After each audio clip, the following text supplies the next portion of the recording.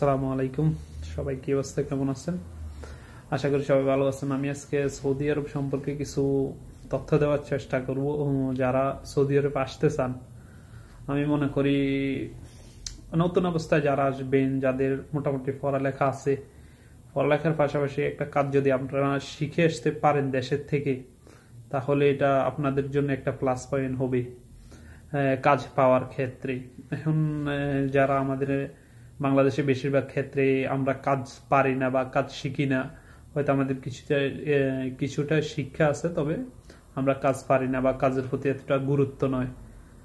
কিন্তু সৌদি আরবে আসার ক্ষেত্রে যারাই আসার ইচ্ছুক, অবশ্যই আপনাদেরকে কাজ শিখতে হবে। যদি এই দেশে আপনি একটু ভালো থাকতে চান, ভালো একটা স্যালারি পেতে চান, অবশ্যই আপনাকে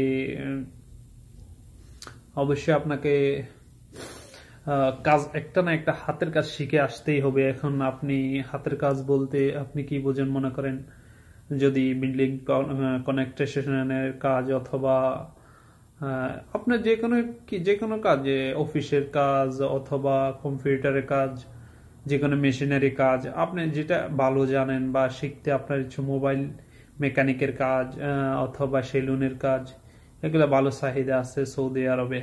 এখন যারা সৌদি আরবে আসতে চান,